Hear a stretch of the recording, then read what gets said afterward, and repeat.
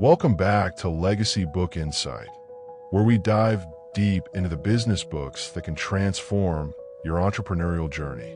Today, we're exploring one of the most influential business books ever written. Michael E. Gerber's The E-Myth Revisited: Why Most Small Businesses Don't Work and What to Do About It. If you've ever wondered why so many passionate, skilled entrepreneurs end up struggling in businesses they thought would give them freedom, if you've ever felt trapped by your own company instead of liberated by it, then this analysis will be a game changer. The statistics are sobering. According to the Small Business Administration, roughly 20% of small businesses fail within the first year. By the fifth year, that number climbs to nearly 50%. And by the 10-year mark, a staggering 70% of small businesses have closed their doors permanently. But here's what's truly shocking about these numbers. It's not that these entrepreneurs lack passion, skill, or dedication. In fact, most failed business owners were incredibly talented at their craft. The baker who made the most delicious pastries in town, the mechanic who could fix any engine, the consultant who delivered exceptional results for every client. So why do they fail? Michael Gerber argues that the answer lies in what he calls the entrepreneurial myth, or E-Myth for short. This myth has destroyed more dreams, wasted more money, and caused more heartbreak than perhaps any other misconception in the business world. Today, we're going to dissect this myth completely. We'll explore the 3 critical personalities that exist within every business owner. We'll discover why most people work in their business instead of on their business. And most importantly, we'll learn the systematic approach that can transform any struggling enterprise into a thriving, scalable organization. By the end of this deep dive, you'll understand not just why businesses fail, but exactly how to build one that succeeds, even without you being there every single day. So grab a notebook, settle in, and let's uncover the secrets that separate failing businesses from legendary ones. Section 1. The entrepreneurial myth exposed. Let's start with the fundamental misconception that destroys most small businesses before they even have a chance to succeed. Gerber calls this the entrepreneurial myth, and understanding it is absolutely critical to your business success. The E-Myth can be summed up in one sentence. If you understand the technical work of a business, you understand a business that does that technical work. On the surface, this sounds logical. After all, who better to run a bakery than someone who knows how to bake? Who better to start a consulting firm than an experienced consultant? Who better to open an auto repair shop than a skilled mechanic? But here's where the myth becomes dangerous. Being skilled at the technical work of a business is completely different from understanding how to build and run a successful business enterprise. Think about it this way. Just because you're an amazing chef doesn't mean you understand inventory management, staff scheduling, marketing, financial planning, or customer service systems. Just because you're a brilliant accountant doesn't mean you know how to scale operations, build company culture, or create repeatable processes that work without your constant supervision. The E-Myth tricks talented technical people into believing that their expertise in their craft automatically qualifies them to run a business based on that craft. It's like assuming that because you're an excellent driver, you automatically know how to design, manufacture, and market automobiles. This misconception leads to what Gerber calls the fatal assumption. The fatal assumption is this: if I understand the technical work of a business, I understand how to build a business that does that technical work. Here's why this assumption is so devastating. When technical experts start businesses based on this myth, they inevitably become trapped in what Gerber calls the technician's trap. They end up working harder than they ever worked as an employee, making less money than they made as an employee, and having far less freedom than they had as an employee. The irony is brutal. The very skills that made them successful employees often become the chains that bind them as business owners. Let me share a story that perfectly illustrates this concept. Imagine Sarah, a brilliant graphic designer who worked for a large advertising agency. She was incredibly talented, consistently delivered exceptional work, and earned a comfortable salary. But Sarah dreamed of freedom. She wanted to control her own schedule, choose her own clients, and build something meaningful. So Sarah took the entrepreneurial leap. She left her stable job, invested her savings in equipment and software, rented a small office, and launched Sarah's creative design studio. At first, everything seemed perfect. She had the technical skills. She had some initial clients. She had the passion and drive to succeed. But within 6 months, Sarah discovered a harsh reality. Running a business required skills she had never developed. She needed to handle bookkeeping, manage cash flow, create marketing materials, negotiate contracts, handle customer service issues, and somehow find time to do the actual design work that generated revenue. Sarah found herself working 12-hour days, 7 days a week. She was earning less per hour than she made at the agency. She couldn't take vacations because there was no one to handle the work. She couldn't get sick because every day away from the business meant lost income. Worst of all, the thing she loved most, the actual creative work, became the smallest part of her day. She spent most of her time on administrative tasks she neither enjoyed nor understood. Sarah had fallen victim to the E-myth. Her technical expertise in graphic design had nothing to do with her ability to build a successful design business. This pattern repeats itself millions of times every year. Skilled technicians, whether they're plumbers, lawyers, consultants, bakers, or software developers, start businesses thinking their technical competence guarantees business success. They don't. Technical skills are necessary, but not sufficient for business success. You could be the most skilled practitioner in your field and still build a failing business. Conversely, you can have modest technical skills, but exceptional business building skills, and create a thriving enterprise. The most successful businesses are often built by people who understand systems, processes, marketing, and management far better than they understand the day-to-day technical work of their industry. Consider Ray Kroc in McDonald's. Kroc wasn't a chef. He wasn't even particularly passionate about food.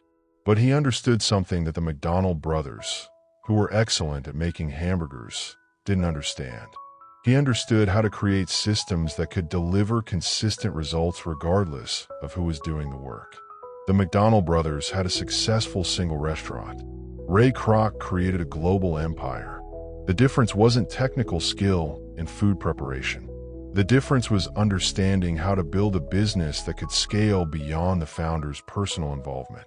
This is the essence of the E-myth. Most small business failures aren't caused by lack of technical skill, insufficient capital, or bad market conditions.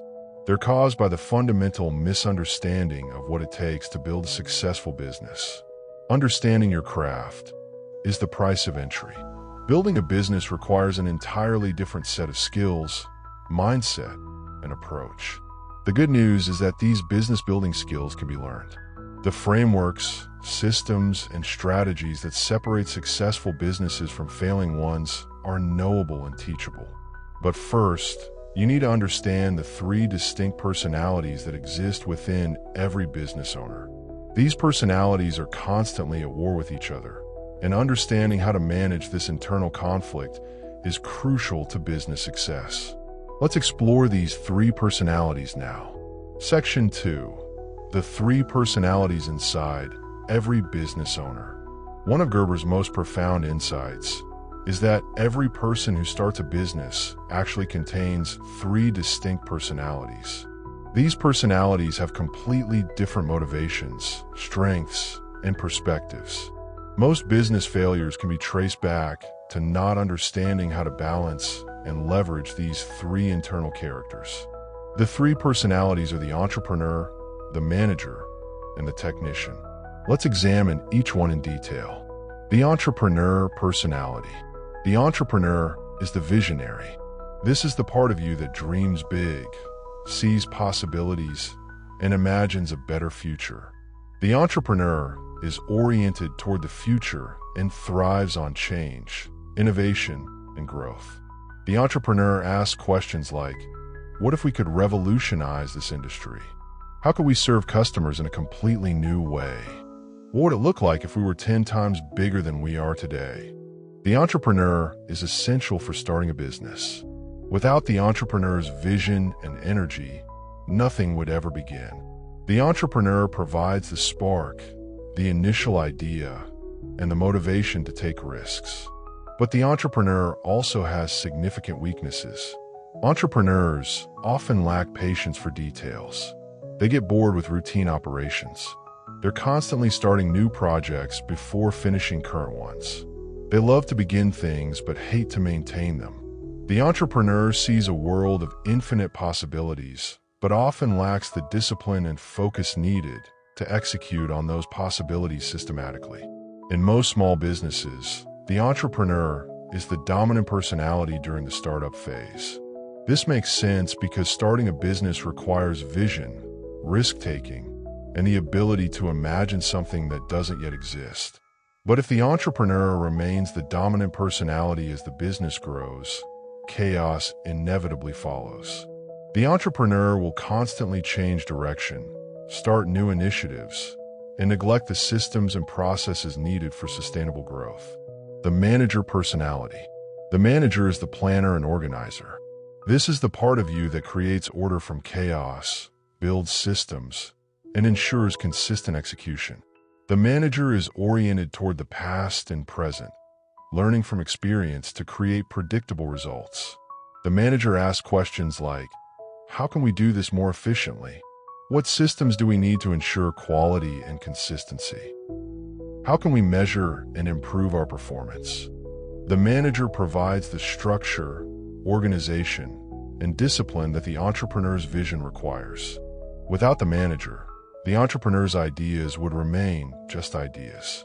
The manager creates budgets, develops procedures, establishes quality standards, and builds the infrastructure necessary for a business to operate smoothly and profitably.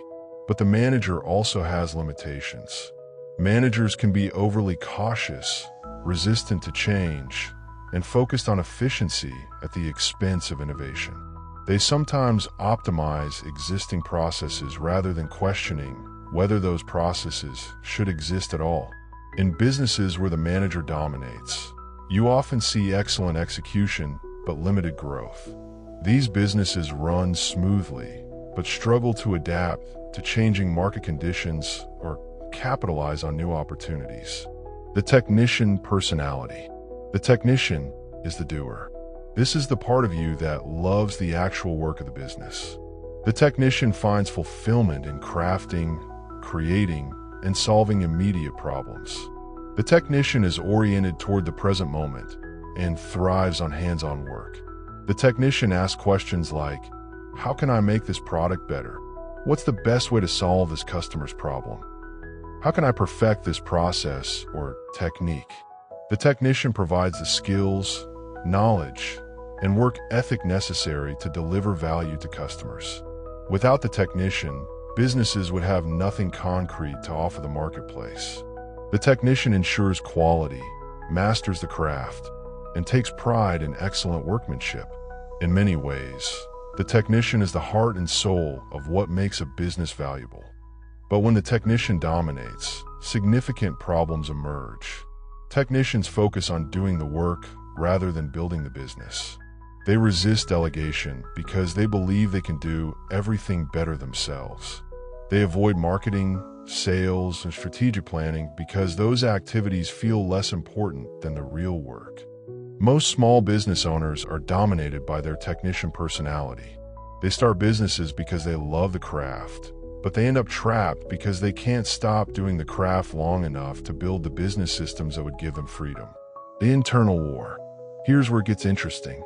These three personalities exist within every business owner, and they're constantly in conflict with each other. The entrepreneur wants to start 10 new projects. The manager wants to finish the current project before starting anything new. The technician just wants to focus on doing the work and wishes the other two would leave them alone. The entrepreneur sees a competitor using social media effectively and wants to launch a comprehensive digital marketing campaign immediately. The manager worries about the budget, timeline, and resource allocation required. The technician thinks marketing is a distraction from serving customers and wonders why they can't just focus on delivering excellent work. This internal conflict is exhausting and often paralyzing. Most small business owners feel pulled in multiple directions simultaneously because they are being pulled in multiple directions by themselves. Understanding these three personalities is crucial because successful businesses require all three, but in the right proportions and at the right times. During startup, the entrepreneur needs to be dominant to provide vision and drive. During the growth phase, the manager needs to become more prominent to create systems and structure. Throughout all phases, the technician needs to ensure quality and continuous improvement.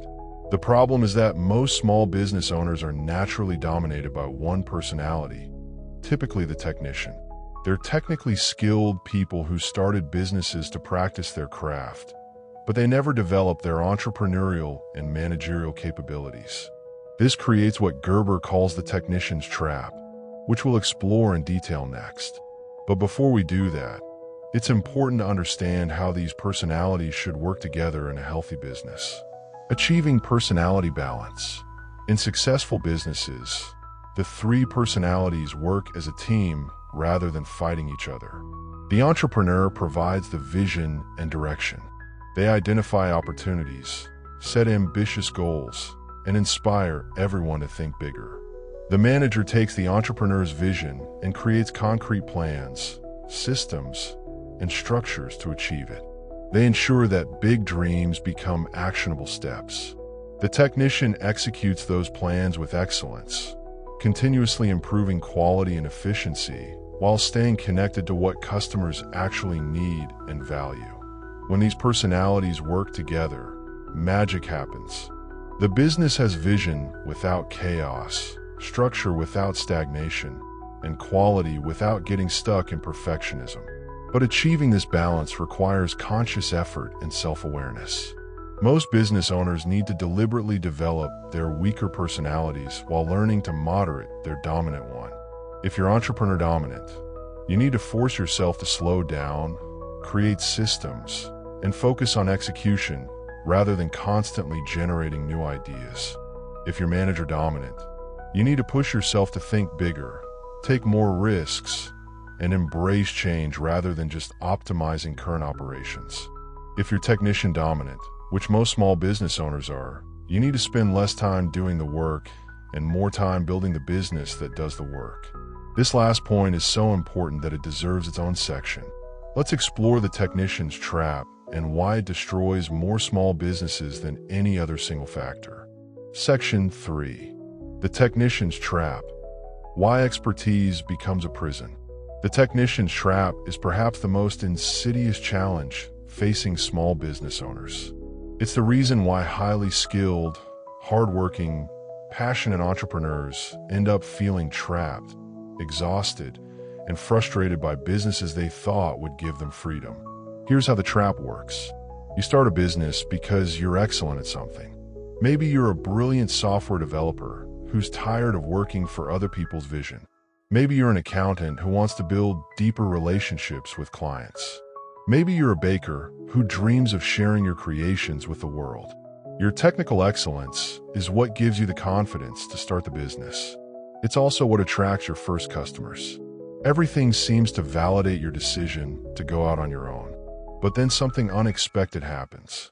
As your business grows, you discover that being excellent at the technical work is just a small part of what's required to run a successful business.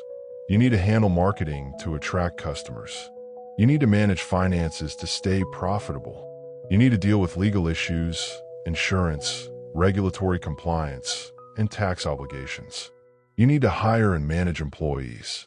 You need to develop systems and processes that work when you're not there. Suddenly, you're spending most of your time on activities you don't enjoy, don't understand, and frankly, aren't very good at. But here's where the trap becomes truly vicious. Because you're naturally excellent at the technical work, and because you genuinely care about quality, you have a hard time delegating that work to others. You try to hire someone to help with the technical work, but they don't do it exactly the way you would do it. Their quality isn't quite up to your standards. They don't have your experience, your intuition, your deep understanding of what customers really need. So you end up doing the technical work yourself, while also trying to handle all the business management responsibilities. The result is predictable and devastating. You work longer hours than you ever worked as an employee. You make less money per hour than you made as an employee. You have less predictable income than you had as an employee. You have less time off than you had as an employee. You've created a job for yourself, not a business. And it's a job with a demanding, unreasonable boss, you. The technician's mindset. The technician's trap is maintained by a specific mindset that feels logical, but is actually destructive. The technician believes that the business exists to provide them with work they enjoy. They see the business as a vehicle for practicing their craft, serving customers, and doing meaningful work. This sounds noble, and in many ways it is. But it's also the foundation of business failure. Businesses don't exist to provide work for their owners. Businesses exist to solve problems for customers in a profitable, sustainable way. The work that needs to be done to achieve this goal may or may not align with what the owner enjoys doing. The technician also believes that they are the most important person in the business. They believe that their personal involvement is what makes the business special, valuable, and successful. Again, this feels reasonable. After all, they're the most skilled person in the business. They care more about quality than anyone else. They understand the customer's needs better than anyone else. But this belief becomes a prison. If you believe that your personal involvement is what makes the business valuable, then you can never step away from the day-to-day operations. You can never take a vacation. You can never get sick. You can never focus on strategic growth activities. You become the bottleneck that limits your business's growth potential. The addiction to being needed. There's another psychological dynamic that keeps business owners trapped in the technician role. Many entrepreneurs become addicted to being needed. It feels good when customers specifically request to work with you. It's flattering when employees constantly ask for your input and approval. It's validating when every decision has to go through you. Being indispensable feels important. It feels like proof that the business needs you, that your expertise matters, that your decision to start the business was correct. But this addiction to being needed is actually a sign of business weakness, not strength. Strong businesses can function well without their founders' constant involvement. Strong businesses have systems, processes, and people that deliver consistent results regardless of who's in charge on any given day. When you're indispensable to your business, you don't own a business. You own a job. And it's a job you can never quit, never delegate, and never sell. The technical work versus the business work. One of Gerber's most important distinctions is between working in your business versus working on your business. Working in your business means doing the technical work that the business sells. If you're a consultant, it's doing the consulting. If you're a baker, it's baking the bread. If you're a web designer, it's designing websites. Working on your business means building the systems, processes, and structures that allow the business to deliver its technical work consistently, profitably, and scalably. Working on your business includes activities like developing standard operating procedures, creating marketing systems that attract qualified prospects, building financial controls and reporting systems, designing training programs for employees, establishing quality assurance processes, planning for growth and expansion, developing leadership and management capabilities. Most small business owners spend 90% of their time working in their business and 10% working on their business. This ratio is exactly backwards for long-term success. Successful business owners eventually spend 90% of their time working on their business and 10% working in their business. This doesn't mean that successful business owners never do technical work.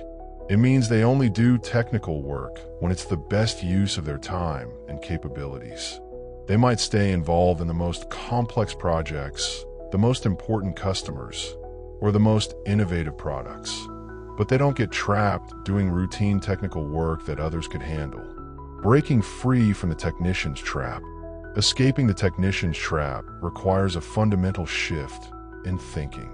Instead of seeing yourself as a skilled practitioner who happens to own a business, you need to see yourself as a business builder who happens to have technical skills. This shift changes everything. A skilled practitioner asks, "How can I do this work better?" A business builder asks, "How can I create a system that consistently produces excellent work?" A skilled practitioner thinks, "I need to be involved in every important decision." A business builder thinks, "I need to create decision-making processes that work without my involvement." A skilled practitioner focuses on delivering the best possible results for this customer. A business builder focuses on creating systems that deliver excellent results for all customers. The transition from technician to business builder is challenging because it requires you to temporarily step back from activities you're good at and enjoy in order to build capabilities in areas that may feel foreign and uncomfortable. But this transition is absolutely essential. Without it, your business will never grow beyond your personal capacity to do the work. It will never provide you with the freedom and security you started it to achieve. And it will never become valuable enough to sell if you ever want to retire or move on to something else. The key to breaking free from the technician's trap is understanding what Gerber calls the system solution. This is the foundation for building a business that works without requiring your constant involvement. Let's explore the system solution now. Section 4. The system solution. Building a business that works without you. The system solution is the antidote to the technician's trap. It's the methodology that transforms a job disguised as a business into a real business that can grow, scale, and eventually function without the owner's day-to-day involvement. At its core, the system solution is based on a simple but powerful idea. Instead of building a business around people, you build a business around systems, and then you find people to operate those systems. This concept might sound cold or impersonal, but it's actually the foundation of every successful business you admire. McDonald's, Starbucks, Apple, Amazon. All of these companies deliver consistent results not because they have perfect employees, but because they have excellent systems. What is a system? A system is a set of interconnected components that work together to achieve a specific result. In business terms, a system is a documented, repeatable process that produces predictable outcomes regardless of who follows it. Let's look at a simple example. Imagine you run a small restaurant. Without systems, every meal depends on the chef's mood, memory, and individual interpretation of what constitutes good food. One day the pasta is excellent, the next day it's mediocre. Customer service varies depending on which server is working. Food costs fluctuate based on purchasing decisions made in the moment. With systems, you have documented recipes that anyone can follow to create consistent dishes. You have service protocols that ensure every customer receives the same level of attention. You have purchasing procedures that control costs and maintain quality. You have cleaning schedules that keep the restaurant spotless. The result is that your restaurant delivers predictable quality regardless of which specific employees are working on any given day. The 3 types of business systems. Gerber identifies 3 essential types of systems that every business needs: innovation systems, quantification systems, and orchestration systems. Innovation systems are designed to continuously improve the business. They ensure that your company is constantly finding better ways to serve customers, reduce costs, and increase value. Innovation systems include processes for gathering customer feedback, testing new products or services, analyzing competitor activities, and implementing improvements. Without innovation systems, businesses become stagnant. They continue doing things the same way regardless of changing customer needs or market conditions. They fall behind more adaptive competitors and eventually become irrelevant. Quantification systems measure everything important in the business. They provide the data needed to make informed decisions rather than relying on intuition or guesswork.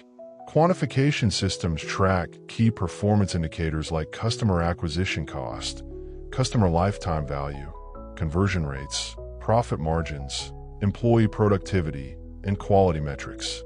Without quantification systems, businesses operate blind. They can't identify what's working and what isn't. They can't spot problems early enough to fix them.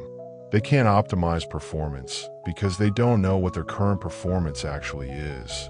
Orchestration systems ensure that all business activities are performed consistently and efficiently. These are the detailed procedures, checklists, and protocols that guide daily operations. Orchestration systems document exactly how each task should be completed, who is responsible for what, and how different activities connect to each other. Without orchestration systems, business performance depends entirely on individual employees' knowledge, motivation, and judgment. Quality becomes unpredictable. Training new employees takes forever. Growth becomes impossible because there's no way to replicate successful practices across multiple locations or teams. The power of documentation. The foundation of all business systems is documentation. If a process isn't documented, it's not really a system. It's just something that certain people know how to do. Documentation transforms individual knowledge into organizational knowledge. It ensures that critical business processes don't leave when employees leave. It makes training faster, more consistent, and more effective. It creates a foundation for continuous improvement because you can improve what you haven't clearly defined. Most small business owners resist documentation because it feels tedious and time-consuming. They'd rather spend their time serving customers or growing the business than writing procedures. This resistance is understandable, but ultimately self-destructive. Undocumented processes create massive vulnerabilities.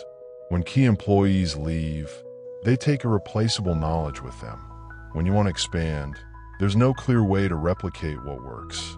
When problems occur, there's no standard to return to. Documentation isn't just about writing things down.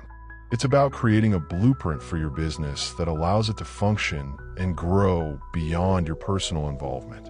Systems thinking versus task thinking. Building effective systems requires a fundamental shift from task thinking to systems thinking. Task thinking focuses on individual activities. I need to call this customer back. I need to update the website. I need to reconcile the bank account. Systems thinking focuses on how activities connect to each other and contribute to larger outcomes. What triggers customer follow-up calls? And how do we ensure they happen consistently? How does website content connect to our sales process? And how do we keep it current and effective? How does financial reconciliation fit into our overall financial management system? Task thinking leads to ad hoc solutions and reactive management. Systems thinking leads to proactive processes and scalable solutions. When you think in terms of tasks, you're focused on getting things done. When you think in terms of systems, you're focused on building capability. The franchise model as inspiration. Gerber uses franchising as the perfect example of systems thinking applied to business building. When someone buys a McDonald's franchise, they're not buying the right to make hamburgers.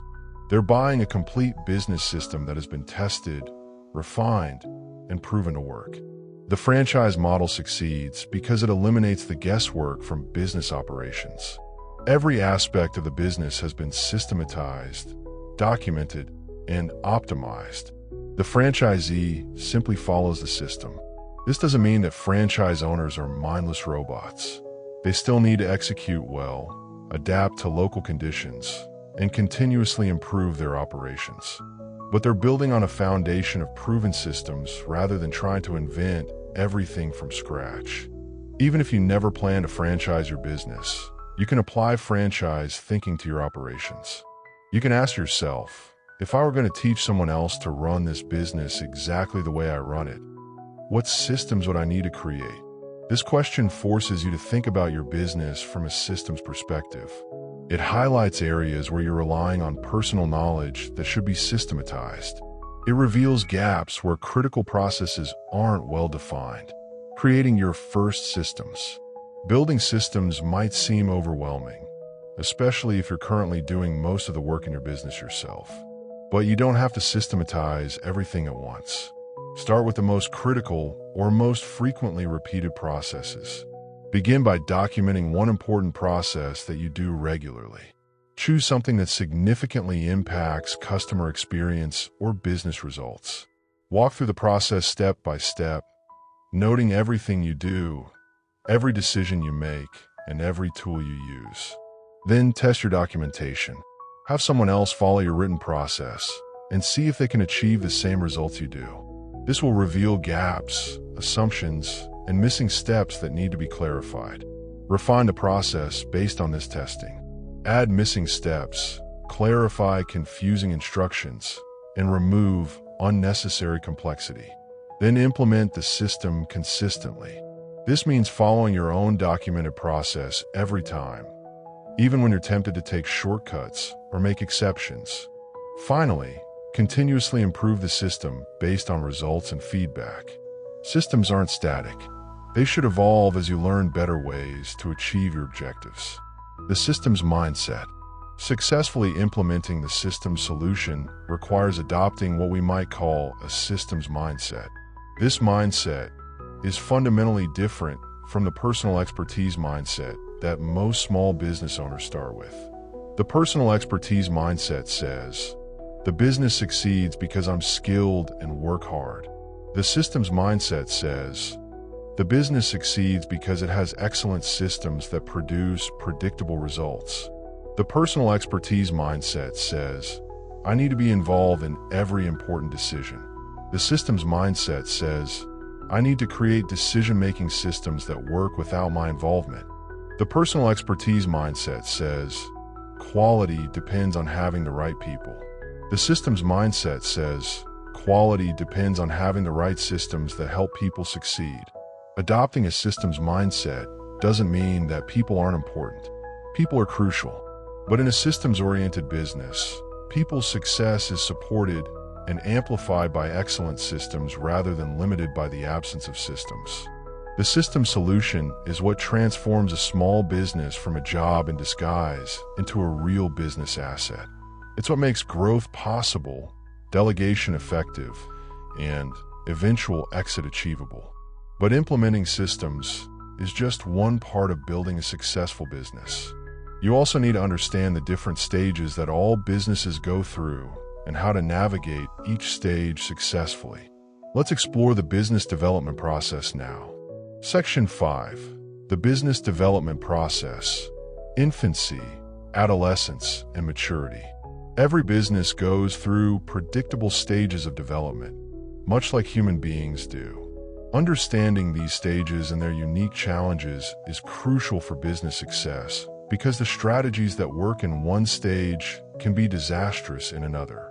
Gerber identifies 3 primary stages: infancy, adolescence, and maturity. Each stage has its own characteristics, opportunities, and dangers. Most small businesses get stuck in infancy or crash during adolescence. Very few reach true maturity. Let's examine each stage in detail. Infancy stage, the technician's phase. Every business begins in infancy. This is the stage where the business is essentially synonymous with its owner. The owner does everything. Makes the product, serves the customers, handles the paperwork, and makes all the decisions. During infancy, there are no systems, no employees, and no delegation. The business exists purely as an extension of the owner's personal capabilities and work ethic. Infancy can be exciting and energizing. You have complete control over quality. You know every customer personally. You can make decisions quickly without committees or bureaucracy. There's a direct connection between your effort and your results. Many business owners romanticize the infancy stage. They look back fondly on the early days when everything was simple, personal, and under their direct control. But infancy is also incredibly limiting. The business can never grow beyond what one person can physically accomplish. Income is directly tied to personal work hours. Taking time off means lost revenue. Getting sick means the business stops operating. Most critically, businesses that remain in infancy never become valuable assets. They're just jobs that the owner can never quit. The infancy trap. Many businesses get stuck in infancy because the owner becomes comfortable with the limitations. They develop what Gerber calls comfort zone thinking. They tell themselves, "I like being small and personal. I don't want the headaches that come with employees. Growth would compromise the quality of my work.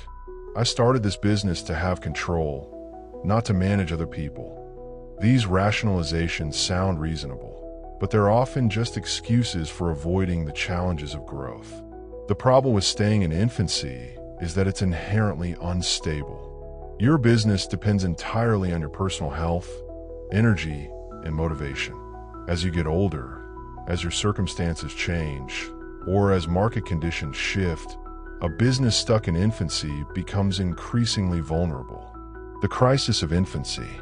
Eventually, most businesses in infancy hit a crisis. This crisis usually takes one of three forms. 1. The owner burnout crisis. The owner realizes they're working too hard for too little reward and considers giving up. 2. The growth demand crisis. Customer demand exceeds what the owner can personally handle, forcing difficult decisions about expansion. 3. The life change crisis. The owner's personal circumstances change, health issues, family needs, desire for more balance, making the current approach unsustainable. When this crisis hits, the business owner has three choices: go out of business, sell the business, or grow into adolescence. Going out of business means accepting failure and losing everything invested in the venture. Selling the business is usually impossible because businesses stuck in infancy have no value beyond the owner's personal services. No one wants to buy a job. Growing into adolescence is the only viable option for most businesses facing the infancy crisis. Adolescence stage, the management challenge. Adolescence begins when the business owner decides to get help. This usually means hiring the first employee or contractor to handle some of the work that the owner has been doing personally. This transition feels like a natural solution to the limitations of infancy. Instead of doing everything yourself, you'll teach someone else to help you. You'll delegate the routine work and focus on the important stuff. But adolescence introduces a completely new set of challenges that many business owners are unprepared to handle. The delegation dilemma. The first challenge of adolescence is learning how to delegate effectively. This sounds simple, but is actually incredibly difficult for most business owners. Effective delegation requires several capabilities that most technicians turned business owners haven't developed. Clear communication of expectations, training others in intuitive processes, creating followable systems, accepting that others won't do things exactly your way. The management skills gap. Most business owners start companies because they're skilled at the technical work, not because they're natural managers.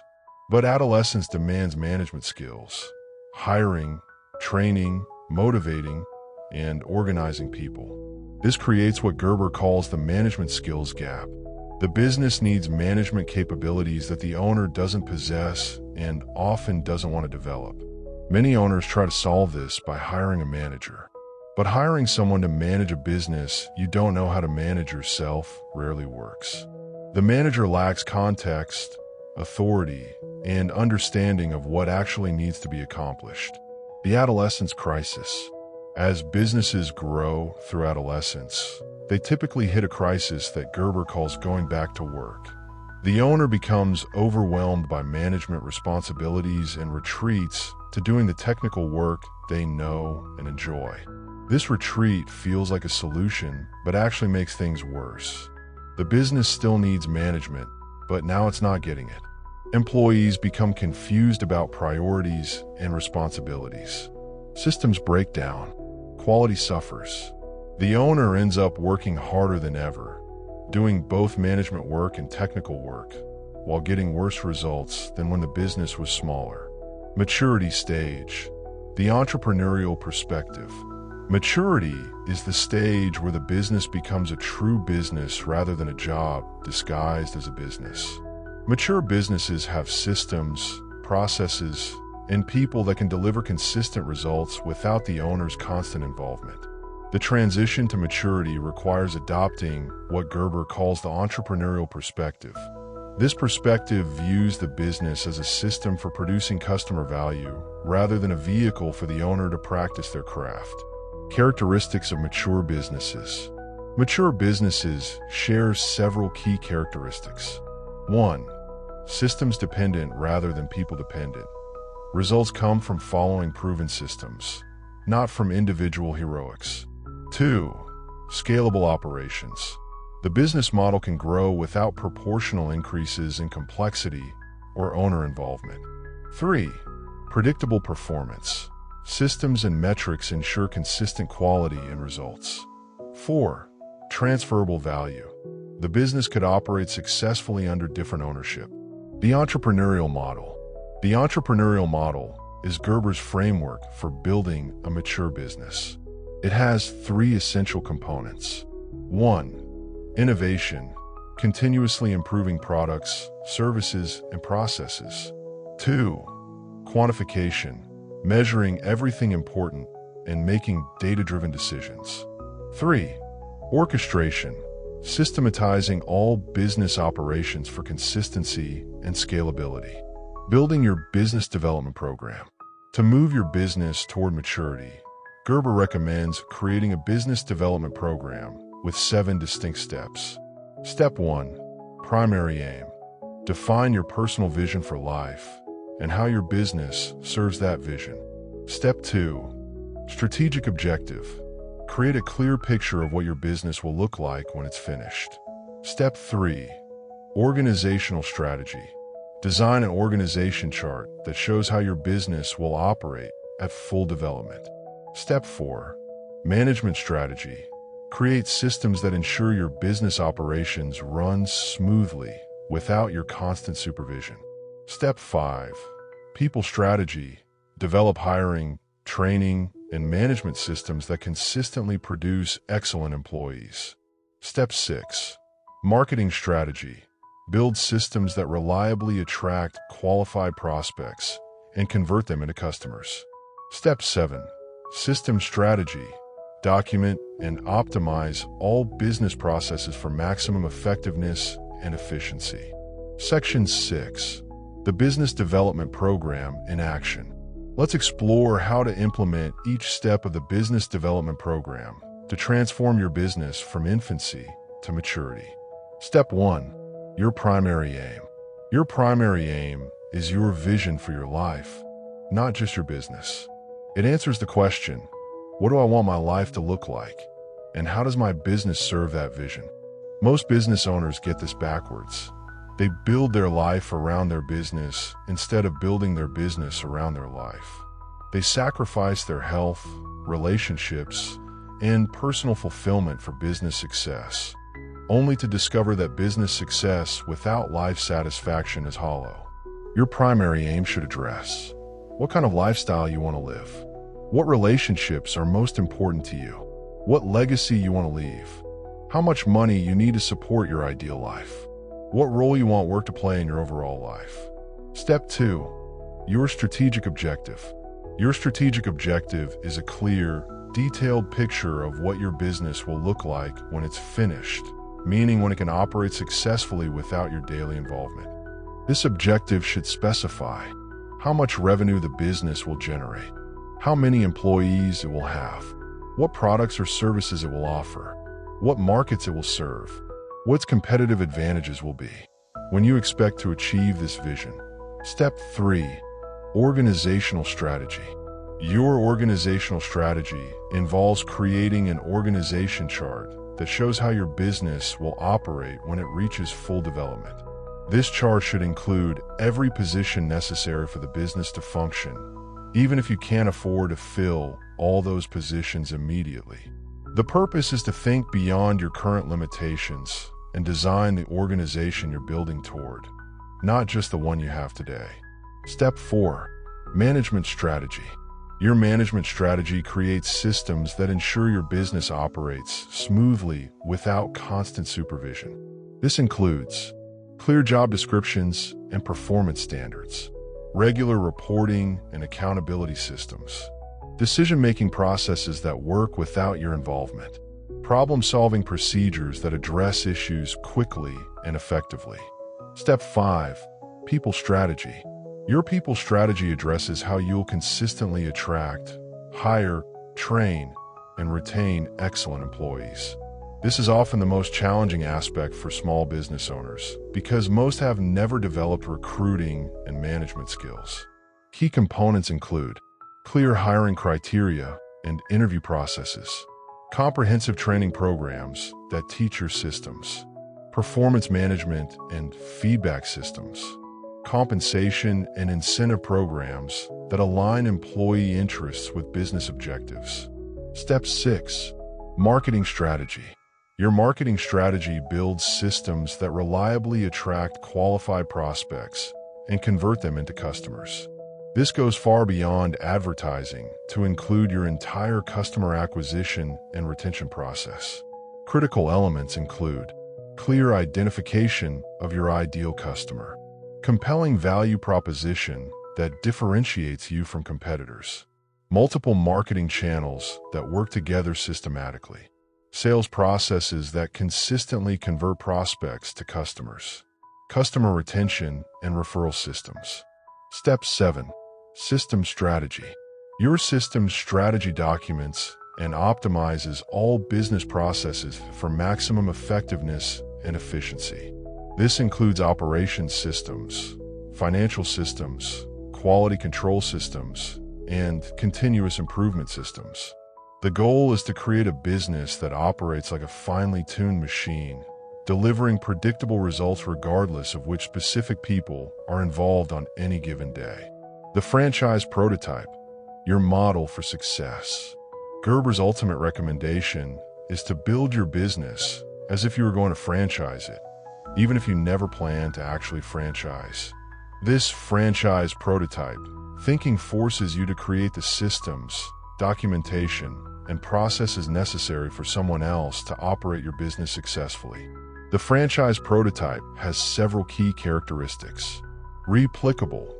Every aspect of the business can be duplicated consistently in different locations with different people. Reliable. The business produces predictable results because it's based on tested systems rather than individual personalities. Impersonal. The business doesn't depend on any specific person's unique talents or relationships. Systematic. Every business function follows documented processes that ensure quality and efficiency. Building your business as a franchise prototype doesn't mean removing all personality or creativity. It means creating a foundation of systems that supports and amplifies human creativity rather than depending on it entirely. Common implementation challenges. Implementing the E-Myth methodology isn't always smooth. Most business owners encounter several predictable challenges. Time investment. Building systems requires significant upfront time investment when you're already busy running the business. The solution is to start small and build systems gradually, focusing first on the processes that have the biggest impact. Perfectionism paralysis. Some owners get stuck trying to create perfect systems before implementing anything. Remember that systems can be improved over time. Start with good enough and refine through experience. Employee resistance. Existing employees might resist new systems, especially if they're used to working independently. Clear communication about benefits and gradual implementation can help overcome this resistance. Owner discipline. The biggest challenge is often the owner's discipline to follow their own systems consistently. It's tempting to make exceptions or shortcuts, but this undermines the entire approach. Measuring your progress. How do you know if you're successfully implementing the E-Myth principles? Here are key indicators. Independence test. Can your business operate successfully for a week without your involvement? What about a month? Replication test. Could you teach someone else to run your business using only your documented systems? Growth test. Can you grow revenue without proportionally increasing your personal workload? Value test. Would someone pay a premium to buy your business, or would they just be buying a job? Satisfaction test. Are you getting the lifestyle and fulfillment you wanted when you started the business? Your entrepreneurial transformation. The E-Myth Revisited isn't just about building a better business. It's about transforming yourself from a technician who owns a job into an entrepreneur who has built a valuable asset. This transformation requires fundamental shifts in thinking, from doing the work to building systems that do the work, from being indispensable to making yourself dispensable, from working harder to working smarter, from personal expertise to organizational capability, from short-term survival to long-term value creation. The journey isn't easy, but it's absolutely necessary if you want to build a business that serves your life rather than consuming it. Remember, every great business started as someone's dream of freedom and prosperity. The difference between dreams that become reality and dreams that become nightmares is understanding and applying the principles we've discussed today. Your business can become the asset you dreamed it would be. It can provide the freedom, security, and fulfillment you're seeking. But only if you're willing to stop being just a technician and start being a true entrepreneur. The choice is yours. You can continue working in your business, trapped by your own success and expertise, or you can start working on your business, building the systems and structures that will set you free. What will you choose? If this deep dive into the E-Myth Revisited has resonated with you, I want to encourage you to take immediate action. Don't let this become just another piece of information that you consume and forget. The principles we've discussed have the power to transform your business and your life, but only if you implement them. Here's what I want you to do right now.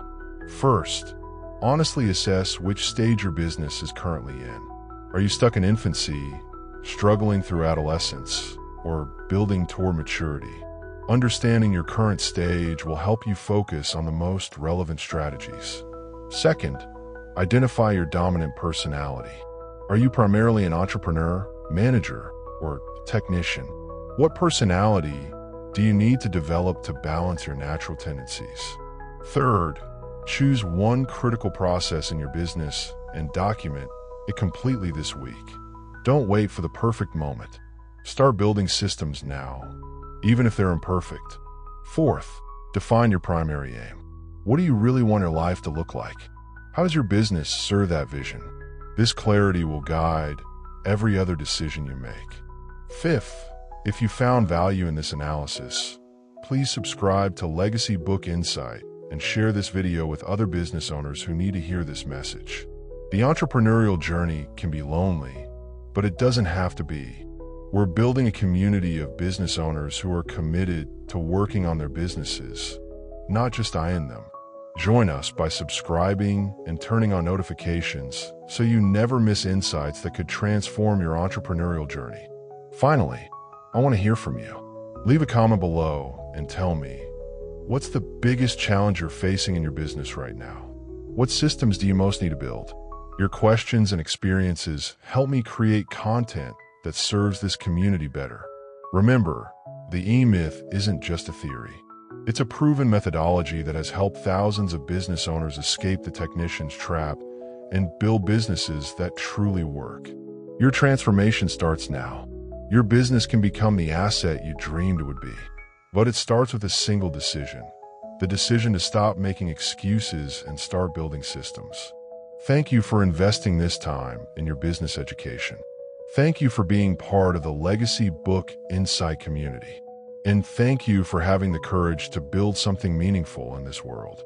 Until next time, keep building, keep growing, and keep working on your business.